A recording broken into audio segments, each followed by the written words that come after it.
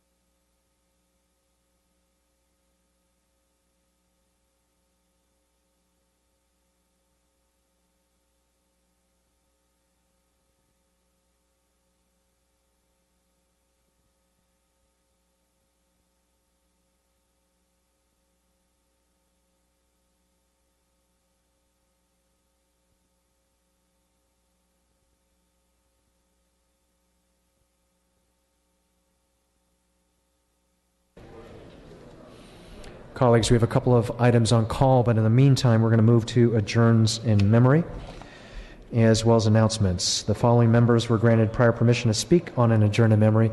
Colleagues, if you could please take your seats for these adjournments.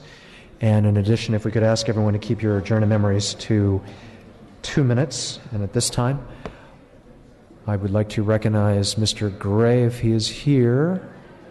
And if he is not, I'd like to recognize Ms. Irwin.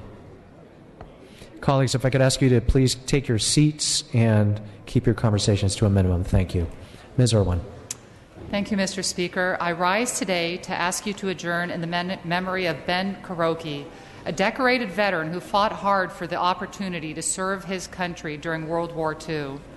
Kuroki, a Japanese American, faced extreme discriminatory policies by the military when trying to join the Air Force after the attack on Pearl Harbor.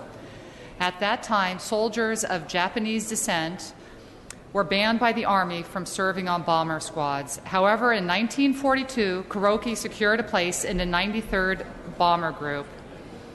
Flyers who survived 25 missions were permitted to go home under Army policy. However, Kuroki insisted on his further missions to prove his loyalty. Crew members nicknamed him Most Honorable Son, and he received 3 Distinguished Flying Crosses. In 1944, Kuroki asked to be reassigned to the Pacific Theater.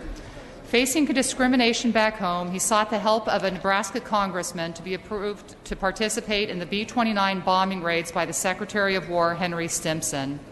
In 2005, at the age of 88, Kuroki received a Distinguished Service Medal, one of the nation's highest military honors. In 2007, he was the subject of a PBS documentary, Most Honorable Son. Besides his daughter Julie, he is survived by his wife, his daughters Kristen and Carrie, a sister Rosemary, 4 grandchildren, and a great-grandchild. Ben Kuroki was an American hero, deserving of our gratitude and our thanks. Thank you, Ms. Irwin. I'd like to move to our next adjourn in memory by Mr. Levine. Thank you, Mr. Speaker and members. It is with sadness and deep respect that I rise today to adjourn in memory of William Zeke Grader, Jr., and ask that you join me in honoring the great legacy of this tireless champion of California's fishing and coastal communities. For 40 years, Zeke Grader served as the executive director of the Pacific Coast Federation of Fishermen's Association and expertly represented the interests of the commercial fishing community. Zeke grew up closely tied to fishing. His father founded Grader Fish Company in Fort Bragg, where Zeke attended school and spent much of his childhood on the family dock, helping fishermen to unload their catch. Zeke later went on to serve in the U.S. Marine Corps before earning a law degree from the University of San Francisco and becoming a member of the California State Bar in 1975. After becoming the executive director of the Pacific Coast Federation of Fishermen's Associations, Zeke led the organization in crafting and supporting numerous landmark state and federal laws to preserve the coastal fishing industry and to protect wild salmon and other vital fisheries. In 1988, the National Oceanic and Atmospheric Administration honored Zeke with its Environmental Hero Award. Zeke successfully advocated for both the fish and the fishermen. He showed us that we can have both a thriving and sustainable economy while also protecting the sustainability of natural resources for future generations. Zeke is survived by his wife, Lois Prentice, and his many friends and colleagues who are indebted to Zeke for his lifetime of service and his many contributions. Thank you, Mr. Levine. Colleagues, if I could ask you to please take your seats and keep your conversations to a minimum. Thank you, colleagues. I'd like to now recognize Dr. Wood. Thank you, Mr. Speaker and members. I, too, rise with a heavy heart to speak in adjournment of Zeke Grader, an environmental champion and community leader who led the Pacific Coast Federation of Fishermen's Association. His accomplishments are many. For example, Zeke helped to create the West Coast's largest and most active commercial fishing trade association, which has led the industry in ensuring the rights of individual fishing men and women. Through his effective leadership, advocacy on behalf of environmental protection, and his tireless support of fishing communities, Zeke Grader has created a memorable legacy of excellence that will provide an inspiration to many for he was a champion. My word, and I can't even say it. He was a champion of fisheries and the environment. Zeke will be remembered as a passionate protector of the commercial fishing industry and a hardworking problem solver with a big heart and a kind spirit. I ask that we adjourn in the memory of Zeke Grader today. Thank you. Thank you. I'd like to now recognize Mr. Gray for his adjourn in memory. Thank you, Mr. Speaker, members. I rise to ask that the House adjourn in the memory of Mr. Jannard Davis of Merced. 2 nights ago, I was informed that Jannard passed away unexpectedly and quickly. He was 81 years old, members. Merced has lost a civic leader of enormous accomplishment and vigor. And my family and I have lost a friend, a role model, a confidant, a mentor, and an anchor. Merced has made great progress in race relations since it was named one of the 4 California counties to be included under the provisions of the first National Voting Rights Act. And Denard Davis was instrumental in that progress. He was truly a larger-than-life figure whose life spanned a very challenging era. Denard believed in education as a keystone of hope, not just for individuals, but for entire communities.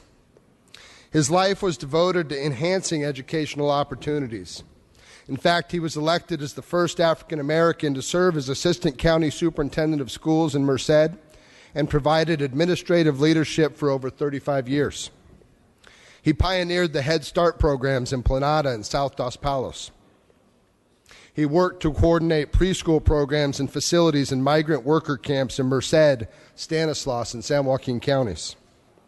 Denard was a leader in a number of community organizations, including First Thursdays, Concerned Men Cook for Education, the George Washington Carver Center in Dos Palos, the MLK Junior Way in Merced, and the NAACP. He was the go-to guy, the man who would organize his neighbors, build coalitions, and through his passion, compassionate and disciplined style, he would disarm those who fought in order to find common ground.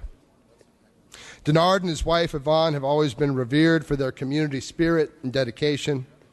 We offer our deepest condolences to Yvonne, as well as their daughters and grandchildren for their loss. We as a community will mourn Denard's passing. Merced has lost a great friend, but his legacy, seen through thousands of people who may not know his name, but were given an opportunity to learn by the actions of his life, will live on. Those of us who knew him well will grieve, but also realize that we were lucky and better off for knowing him well. Most importantly, members, I wish for us to honor him by carrying on his life's work. Thank you. Thank you, Mr. Gray. Our next in memoriam will be read by Mr. Ridley Thomas. Thank you, Mr. Speaker. Colleagues, I rise to adjourn in memory and ask that this body joining me in doing so for Dr. Marshall Tad Morgan. Those of us from the Los Angeles area would remember him as the past president, the immediate past president of the Los Angeles County Medical Association.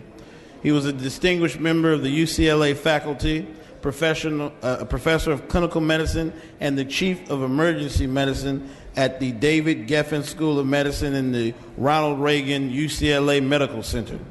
In his capacity as director of the Emergency Medical Center, Dr. Morgan oversaw clinical and academic programs in emergency medicine while also providing his expertise as a member of a number of committees, including the Medical Staff Executive Committee and the Subcommittee on Trauma Patient Care. Dr. Morgan served the Los Angeles community in many capacities and was at the helm of the LA County Medical Association as the healthcare reform continued to take foot. He is really a giant in stature. He mentored and he saw patients. So he was a medical administrator, an advocate for medicine and a better healthcare system, and a healthcare provider himself. Surviving him are his wife Jean, 4 children, 10 grandchildren, and 3 great-grandchildren who make an impact and will carry on the legacy of their loved one, Dr. Marshall Tad Morgan. It's with that in mind, Mr. Speaker and colleagues, that I ask that this body adjourn in the memory of Marshall Morgan. May he rest in peace. Thank you, Mr. Speaker.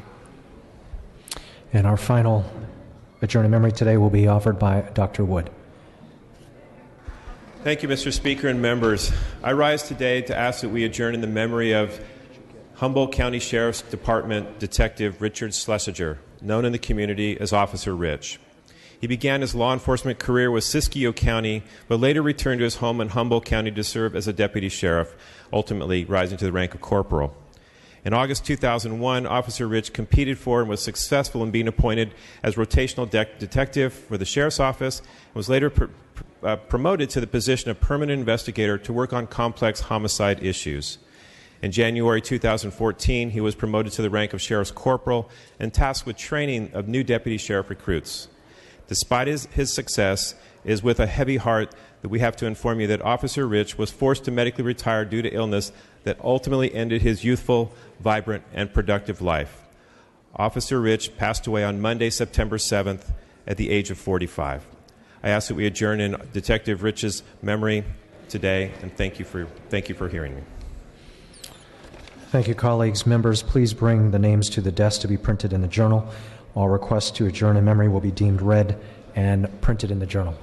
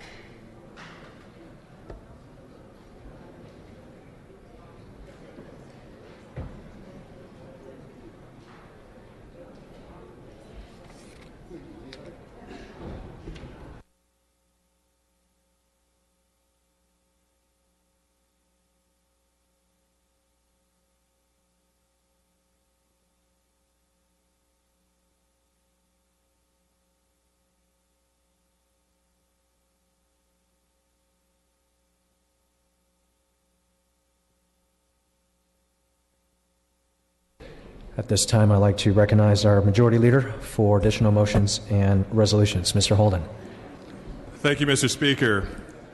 There's a Rules Committee resolution at the desk to suspend Joint Rule 61A to allow the following bills to be heard and reported for further action in the following committees after the Policy and Fiscal Committee's deadline. SB 150, Nangoon, in the Revenue and Taxation Committee and Appropriations Committee. SB 168, Gains in Privacy and Consumer Protection Committee. Senate Bill 377, Jim Bill, in the Appropriations Committee. Senate Bill 448, WASO, in the Public Safety Committee. Requires a two-thirds roll call vote. I ask that we take up that resolution now. Ms. Waldron. We support this resolution. Thank you. At this time, the clerk will read the resolution. Resolved that Joint Rule 61A be suspended to permit the Committees on Revenue and Taxation and Appropriations to meet, consider, and report Senate Bill 150, to permit the Committee on Privacy and Consumer Protection to meet, consider, and report Senate Bill 168, to permit the Committee on Appropriations to meet, consider, and report Senate Bill 377, and to permit the Committee on Public Safety to meet, consider, and report Senate Bill 448 for further action. At this time, the clerk will Mr. Holden and Ms. Waldron are asking for an aye vote at this time. The clerk will open the roll. All members vote who desire to vote. All members vote who desire to vote. All members vote who desire to vote. The clerk will close the roll and tie the votes. Aye 68, no 0. The motion passes. The resolution is adopted. Mr. Holden. There's a resolution at the desk to invoke the Constitution to dispense with Article 4, Section 8B that requires 3 readings on 3 separate days. It takes a two-thirds roll call. I ask for that resolution to be adopted. Ms. Waldron. Thank you, Mr. Speaker. We also support this resolution. The clerk will read the resolution. Resolved that Senate Bills 150, 168, 448 presents a case of urgency, as that term is used in Article 4, Section 8B of the Constitution, and the provision of that section requiring that the bill be read on 3 separate days in each House is hereby dispensed with, and it is ordered that the bill be placed upon its passage and considered engrossed. This requires a roll call vote, a two-thirds vote on a roll call vote. Both Mr. Holden and Ms. Waldron are asking for a roll call vote. The clerk will open the roll. All members vote who desire to vote. All members vote who desire to vote. All members vote who desire to vote. The clerk will close the roll, tally the votes. Ayes 74, no 0. Mr. Holden.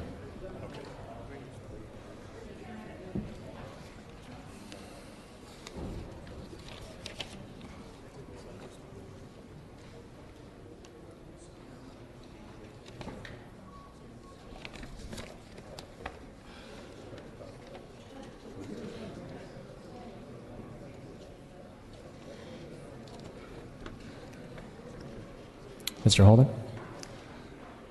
Mr. Speaker, pursuant to Assembly Rule 97, I request unanimous consent to re-refer file item 106, Senate Bill 32, Pavley, to the Natural Resources Committee.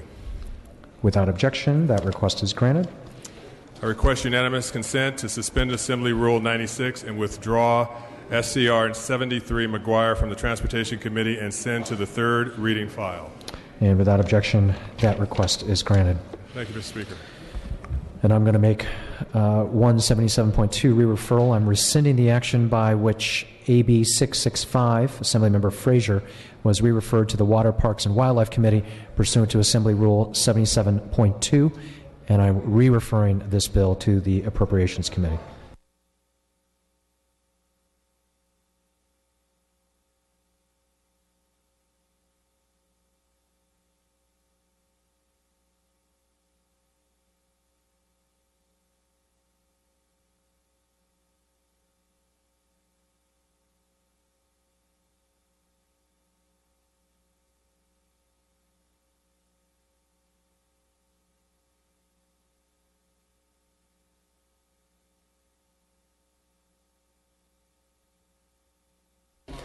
Colleagues, we're going to take up one additional item from the Senate third reading.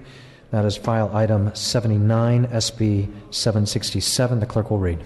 Senate Bill 767 by Senator DeLeon and others, enact relating to transportation. Mr. Santiago, you may open. Thank you, Mr. Speaker. Mr. Speaker, members, SB 767 would allow Los Angeles County voters to decide a local sales tax should be increased by 0.5% to fund transportation projects.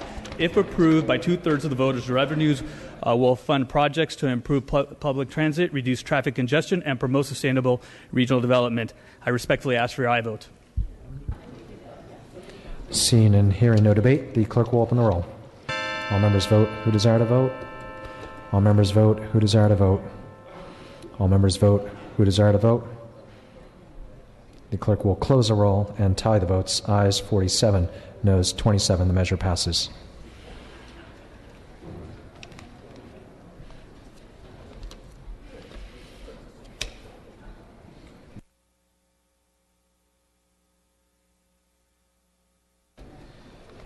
At this time, colleagues, we have two items that I'm going to lift the call on. First, I'm going to lift the call on file item 97. The clerk will post. All members vote who desire to vote. All members vote who desire to vote. All members vote who desire to vote. Clerk will close the roll, tally the votes. Ayes 45, noes 26. Measure passes. I'm going to lift the call at this time on file item 99. The clerk will post. All members vote who desire to vote. All members vote who desire to vote. All members vote who desire to vote.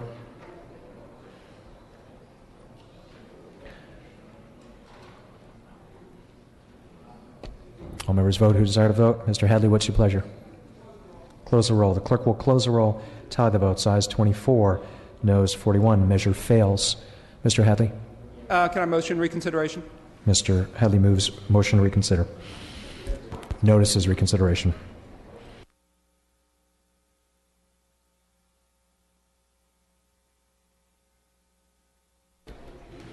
Colleagues, I'm going to move to announcements.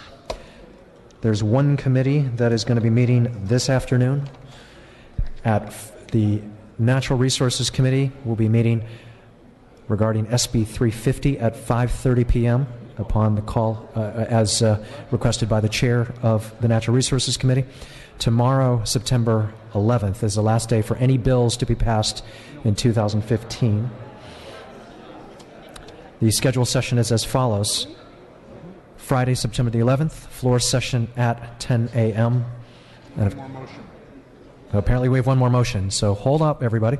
Monday, September the 14th, begins our interim recess.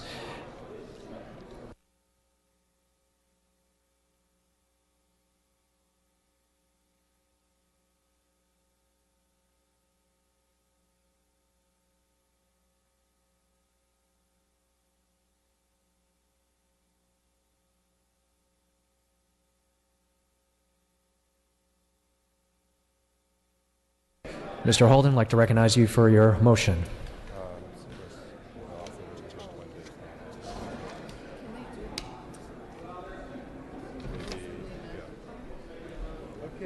Thank you, Mr. Speaker. At the request of the author, I'm giving a one-day notice of intent to remove the following bill from the inactive file, A12, Senate Bill 292, PAN. Without objection, that should be the case. And with that, all other items remaining will be passed and retained. All motions shall be continued. Seeing and hearing no further business, I'm ready to entertain a motion to adjourn. Assemblymember Gaines, for what purpose do you rise? Yes, I'd like to speak on condition of the file. Ms. Gaines, you are recognized. You may speak for 2 minutes on condition of the file. Thank you, Mr. Speaker and members. Yesterday, I was inspired by my colleague from Merced to speak on condition of the file. We as a legislature have clearly not done enough on policy to address this drought. Folsom Lake, in my district, is now down to 17% capacity, and this drought is getting worse. As mentioned by my colleague yesterday, we were given the power by our constituencies to make decisions as a deliberative body, not give that power to unelected bureaucracies. We should support keeping the power vested in us and not support policies or legislation that concedes our power to unaccountable government agencies such as the State Water Resources Control Board. We should be using our power to both protect local area of origin water rights and build new water storage facilities to help protect us from future droughts. If we keep ceding our power to one 5-member government agency, we will be helpless to change anything. I implore this body to stop outsourcing our responsibilities to anonymous government officials and to take action to protect our state and our water supply for our people. Thank you. At this time, seeing and hearing no further business, I'm ready to entertain a motion to adjourn. Mr. Holden moves and Ms. Waldron seconds that this House stands adjourned until tomorrow, Friday, September the 11th at 10 a.m. Quorum call is lifted.